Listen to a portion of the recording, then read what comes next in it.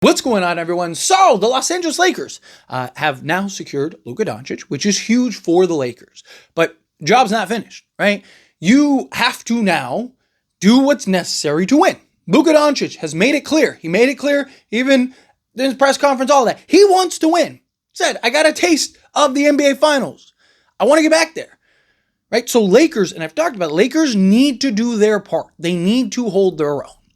However, Rob Pelinka said something very interesting, right? Talked about the players that he brought in and, how he's been working with Luka and they've been, trying to round out the roster, which I love. I love that Luka is recruiting because that's huge for the Lakers. Not just this season with Marcus Smart and DeAndre Ayton, but just the future, right? Like, who's his best buddy? Nikola Jokic. You know who else would make a lot of sense? Arguably more sense? Giannis. And there's a lot of questions about, like, when does Giannis eventually decide it's time to go? You know who could help persuade Giannis to come to the Lakers over one of these other teams? Luka Doncic. Luka Doncic gets on the phone and calls Giannis and goes, dude, come on. I mean, think about what you and me could be. I'd be dominant. They'd be the two best players that they've ever played alongside. Right? Like, that would be amazing. So, to me, if you're Luka, right, like him being a guy that's willing to motivate or not motivate, but to make the phone calls and communicate, there we go, not motivate, communicate to bring in these guys is huge, right? Giannis and Luka would be ridiculous. Again, best players either have ever played with, given LeBron's stage of his career, right? This is prime LeBron, and LeBron currently, but Giannis is better than LeBron at this stage, right? So Giannis and Luka would be ridiculous. So would Jokic and Luka, but there are a lot of similarities. Right? So a lot of questions, like how would it work? How would it fit? But I mean, look, if you can make that happen, you make it happen. But you had Rob Pelinka talk and make it very clear, like, hey, we made these adjustments. He wanted a lob threat center, so we went and got DeAndre Ayton, wanted some defense. So we got, Marcus Smart and Jake LaRavia and whatnot. But he said, we're not satisfied, right?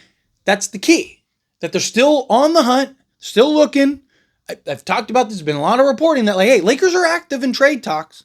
Lakers are active in having these conversations. They're linked to a lot of free agents still even, right? And how do you land those free agents?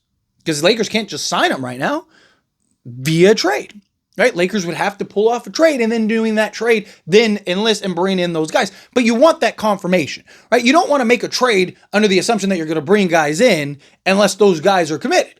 Right? So, like, if a Nikola Vucevic gets bought out, right, then you go and make that move. So I've talked about, like, I'm fine with the Lakers being patient. Like, get through this buyout wave.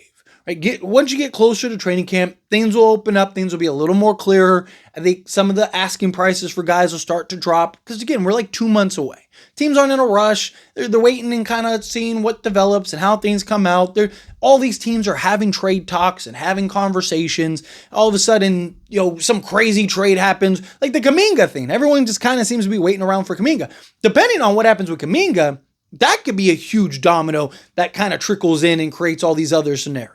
Right? So if you're the Lakers, it's in your best interest to be patient for now. But I've also talked about, do the Lakers know that they can pull off a trade? Like, are the Lakers, like, it is very possible that with a, Matisse Thybulle, Robert Williams situation, that they already know what they need to get that done. And it's probably not going to change. Right? How many teams are running to the door to go get those two guys? Not that they're not good players, but again, they could be free agents. They could just walk in the offseason, and they're both injury prone. So, Lakers could very well kind of know what they need in that regard. Andrew Wiggins, right? There's the reports on what they want for Andrew Wiggins. So you kind of know what that is. So you don't need to go rush to go do those trades because those probably don't change. Like the Andrew Wiggins situation can only go down. It can't go up, right? So because the Lakers don't have anything else, right? So they just want what the Lakers have. So chances are that probably goes down at some point, whether it's now or at the trade deadline, however they decide to shape it up. But if you're Rob and the Lakers, I do think it's possible that they know, hey, at any moment we can make a trade if it's warranted.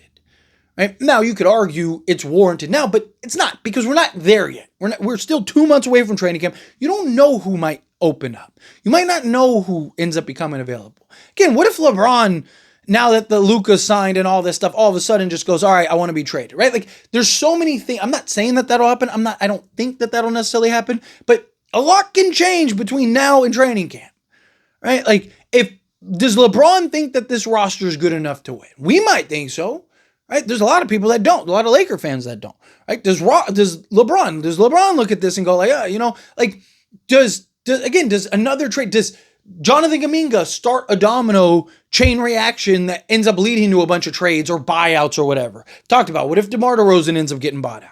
Now all of a sudden it's like, hey, that's something that's warranted. Go. Let's go.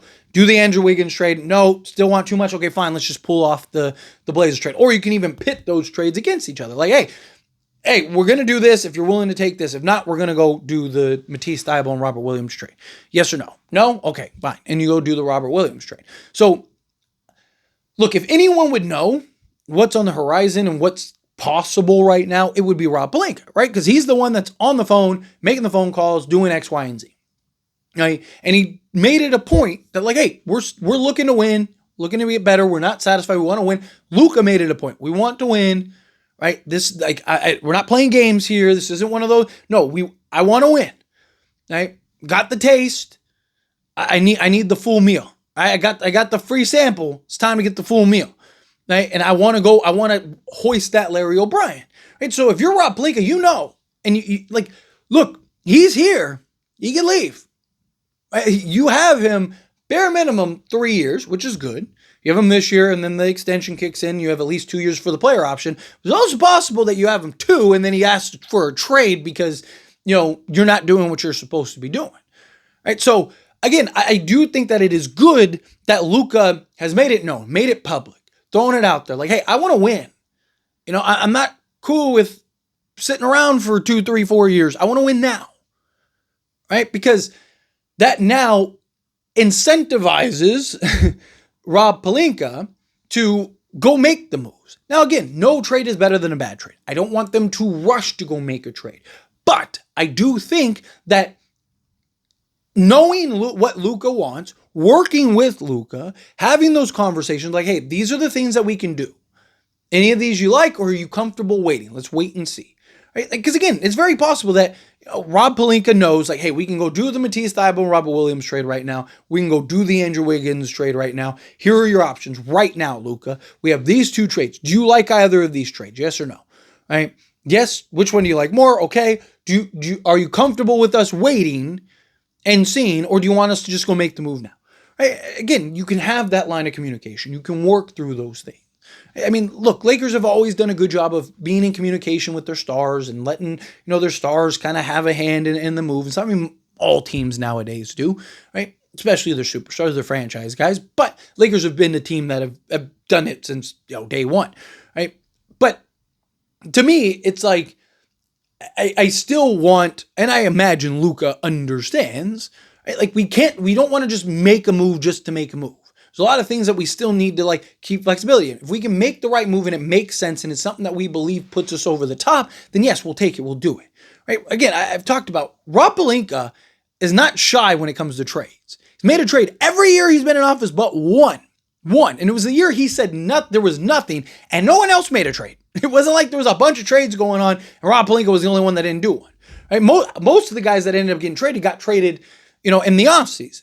Right? Like, and people were all upset about it, right? But look what happened. It worked out because the Lakers ended up landing Luka the following trade deadline. So imagine if we would have traded for DeJounte Murray.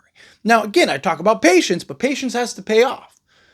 So far, Rob Pelinka's patience paid off. Paid off in Luka Doncic, paid off in Ayton and Marcus Smart, right? Now it's just continuing to remain patient, but that patience has to pay off. If that patience doesn't pay off, then you were patient for no reason.